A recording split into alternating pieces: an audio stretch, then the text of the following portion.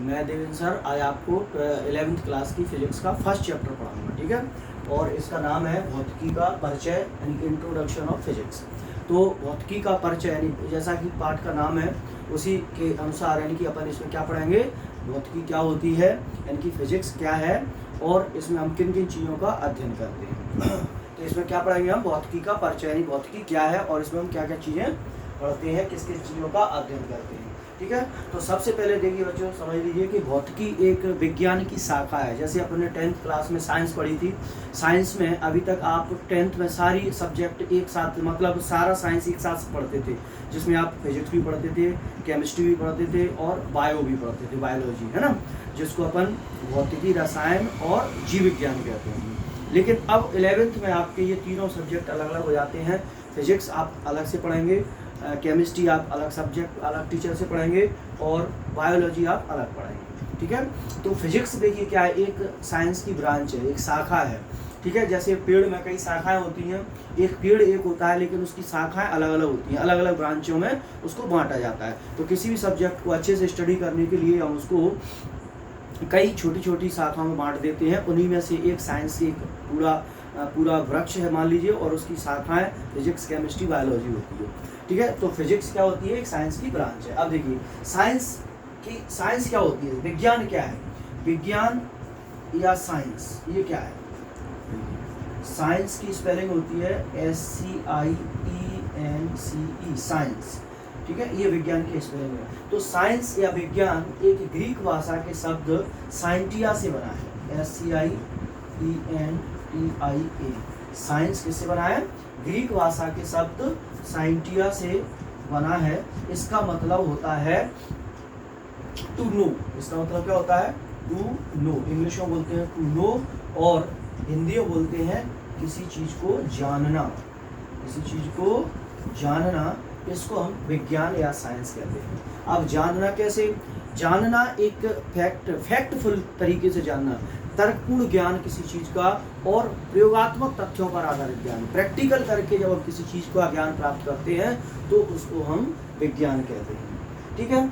अच्छा, ऐसे अब विज्ञान की कई शाखाएं हो जाती हैं। देखिए कैसे, विज्ञान में पहला हो जाता है आपका भौतिक विज्ञान, भौतिक विज्ञान, ठीक है। इसको इंग्लिश में क्या बोलते हैं, इसको इंग्लिश में बोलते हैं फिजिक्स, फिजिक्स। दूसरा आता है इसमें रसायन विज्ञान,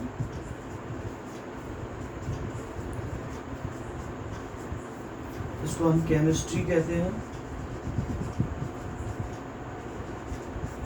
और तीसरा होता है जीव विज्ञान, जिसको हम बायोलॉजी कहते हैं, ठीक है। तो ये साइंस यानी कि विज्ञान की तीन मुख्य शाखाएं होती हैं, भौतिक विज्ञान, रसायन विज्ञान और जीव विज्ञान, ठीक है। भौतिक विज्ञान को फिजिक्स कहते हैं, रसायन विज्ञान को केमिस्ट्री कहते हैं और जीव विज्ञान को बायोलॉजी कहते हैं, ठीक है। तो अब अपन क्या पढ़ेंगे, भौतिकी के बारे में, फिजिक्स के बारे में पढ़ रहे हैं, यानी कि इंट्रोडक्शन ऑफ फिजिक्स पढ़ रहे हैं। तो ये इसका अपन स्टडी करेंगे कि ये भौतिकी क्या होती है।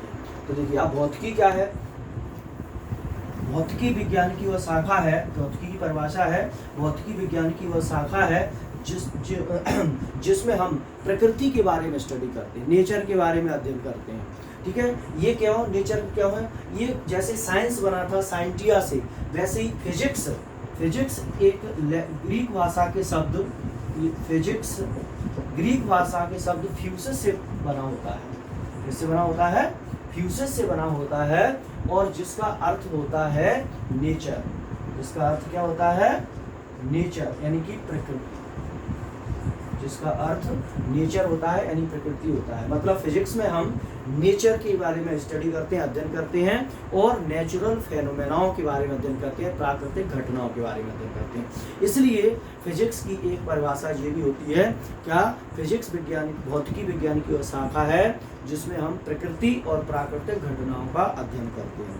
अब प्राकृतिक घटनाएं क्या होती हैं, जैसे आप सुबह सुबह उठते हैं, सूर्य उगता है, सुबह उठता सूर्य पूरब से निकलता है, पश्चिम में जाके डूबता है। तो पूरब से क्यों निकलता है, पश्चिम में क्यों डूबता है, ठीक है। सुबह सुबह जब सूर्य निकलता है तो लाल रहता है, अस्त होता है तब भी लाल रहता है, दोपहरी में वाइट होता है, वाइट सूर्य की रोशनी वाइट होती है। तो ये ऐसा क्यों होता है?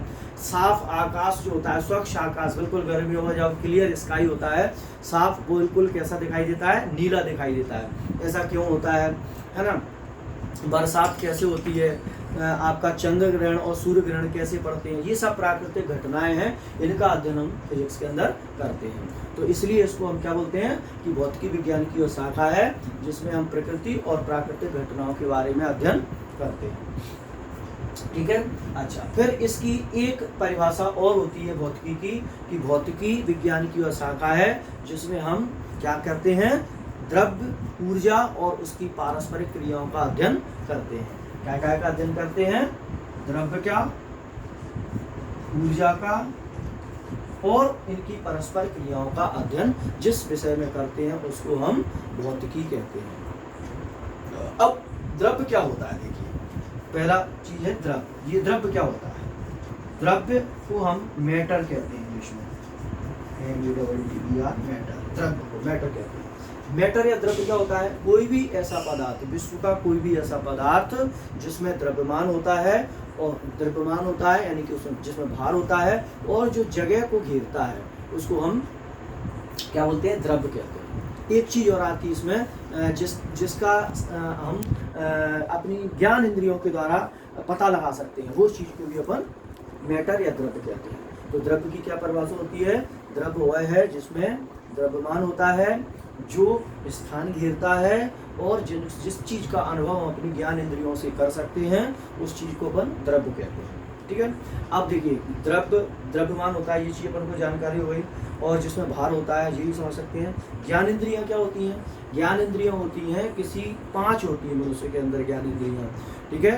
कौन कौन सी? जिनके द्वारा हम किसी चीज का उपस्थिति का पता लगाते हैं, कोई चीज है या नहीं है। कौन कौन सी होती हैं? जैसे आंखों से देखना, कानों से सुनना, जीभ से टेस्ट लेना, और 3 ये हो गई। और कौन सी होती हैं?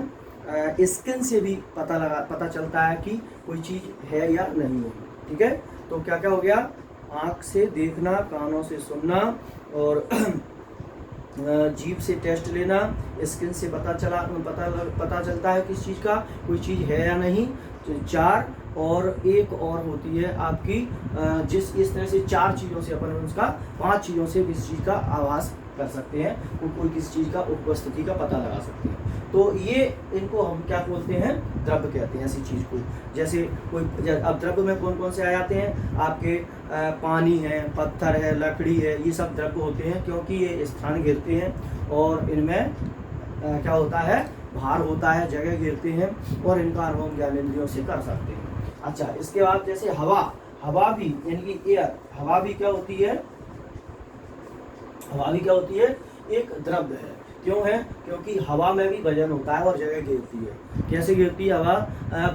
हवा जगह कैसे घेरती है? जिस तरह से अपन किसी बैलून के अंदर हवा भर देते हैं, यदि खाली बैलून होगा तो उसमें क्या होगा कि भार नहीं होता है, लेकिन जब हम उसमें हवा भर देते हैं तो उसमें भार आ जाता है, भार होता है। ये हम प्रैक्टिकल करके देख चुके हैं। और ये जगह भी घेरती है, जैसे बैलून जब हवा नहीं होती है तो पिचका रहता है, और जब उसमें हवा भर जाती है तो वो स्पेस, हवा जगह स्पेस घेरती है तो उसको फैला देता है, एयर फैला देती है बैलून को, तो वो फूल के बड़ा हो जाता है ना। तो इसका मतलब क्या है? हवा भी क्या होती है? द्रव्य होती है, ठीक है ना। अच्छा, अब इसके बाद आती है ऊर्जा। ऊर्जा को क्या बोलते हैं इंग्लिश में? एनर्जी।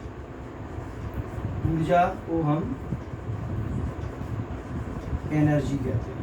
ऊर्जा क्या होती है? ऊर्जा वह होती है जिसमें ना तो भार होता है, ना जो जगह घेरती है, केवल हम इसका अनुभव कर सकते हैं, लेकिन हर प्राणी के अंदर ये ऊर्जा होती है। मतलब ऊर्जा वह होती है ना जिसमें ना तो द्रव्यमान होता है, ना जो स्थान घेरती है, लेकिन हर प्राणी के अंदर उपस्थित होती है। ऊर्जा के द्वारा ही हमें काम करने की क्षमता प्राप्त होती है। इसलिए हम कहते हैं, ऊर्जा की परिभाषा होती है कि कार्य करने की क्षमता को हम ऊर्जा कहते हैं, यानी एनर्जी कहते हैं। यदि हर व्यक्ति या मशीन या कोई भी प्राणी होता है वो ऊर्जा के बेस पर ही काम करता है, और यदि ऊर्जा नहीं होती है तो वो काम नहीं कर सकता है। इसलिए कहा जाता है कि कार्य करने की क्षमता को ऊर्जा कहते हैं, ठीक है। अच्छा, जैसे कोई भी जानवर या कोई व्यक्ति है, वो ऊर्जा के दम पर ही वर्क करता है। यदि ऊर्जा नहीं होगी तो वर्क नहीं कर पाएगा। कैसे नहीं कर पाएगा? ऊर्जा कहाँ से मिलती है? मनुष्य को ऊर्जा कहाँ से मिलती है? खाने से मिलती है। जब वो भोजन करता है, उससे एनर्जी आती है, उसके बेस पर वो काम करता है। ऐसे ही कोई पंखा चल रहा है या ऐसे ट्रेन चल रही है, तो उसके लिए भी एनर्जी कहाँ से मिलती है? Electrical energy. ये जो इलेक्ट्रिसिटी से एनर्जी मिलती है, उसके द्वारा वो वर्क करता है। मतलब बिना एनर्जी के कोई भी चीज़ काम नहीं कर सकती। जैसे मोबाइल चलता है, तो मोबाइल का किस चीज़ से चलता है? ऑपरेट होता है बैटरी से। यानी कि उसके अंदर, बैटरी के अंदर केमिकल होता है, वो केमिकल से एनर्जी आती है, जिसको केमिकल एनर्जी कहते हैं। उसके बेस पर वो मोबाइल है, वो ऑपरेट होता है, चलता है। मतलब उसको भी चलने के लिए एनर्जी की आवश्यकता होती है। यदि आप बैटरी निकाल देंगे तो मोबाइल काम करना बंद कर देगा, है ना। तो मतलब हर चीज़ को ऑपरेट करने के लिए, चलाने के लिए ऊर्जा की आवश्यकता होती है। तो इस चीज़ का भी हम अध्ययन किसमें करते हैं? फिजिक्स में करते हैं। तो फिजिक्स में द्रव्य, ऊर्जा और इनकी परस्पर अंतर क्रियाओं का अध्ययन किया जाता है। तो ये भी क्या होता है? फिजिक्स के अंतर्गत ही आते हैं। अब इसके बाद द्रव्य को हम ऊर्जा में और ऊर्जा को द्रव्य में बदल सकते हैं, चेंज कर सकते हैं। इसको सबसे पहले जर्मनी के वैज्ञानिक आइंस्टीन ने हमको बताया था कि किस तरह से हम ऊर्जा को द्रव्य में और द्रव्य को ऊर्जा में बदल सकते हैं। और उन्होंने एक समीकरण दिया था जिसको द्रव्यमान ऊर्जा तुल्यता समीकरण के नाम से जानते हैं। ये समीकरण ये होता है, देखिए कौन सा होता है? आइंस्टीन का द्रव्यमान ऊर्जा तुल्यता समीकरण।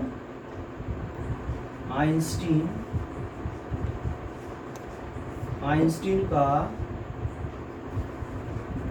द्रव्यमान ऊर्जा तुल्यता समीकरण ये होता है E mc²।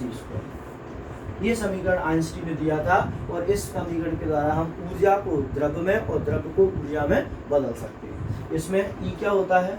E ऊर्जा, m द्रव्यमान और c प्रकाश का वेग होता है। c क्या है? प्रकाश का वेग है। इसका एक फिक्स मान होता है, कितना? 3 × 10⁸ मीटर प्रति सेकंड।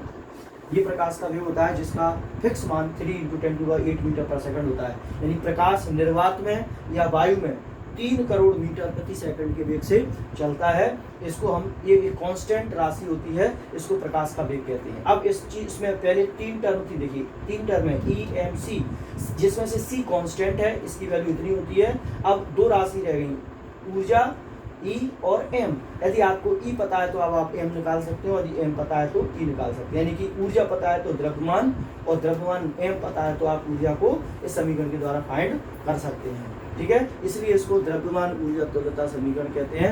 यानी कि इस समीकरण के द्वारा हम ऊर्जा को द्रव्यमान में और द्रव्यमान को ऊर्जा में चेंज कर सकते हैं, बदल सकते हैं। ठीक है, तो ठीक है बच्चों, आज के लिए इतना काफ़ी है। इसके आगे अगला जो हम टॉपिक लेंगे वो अगले वीडियो में देखेंगे। ओके, धन्यवाद।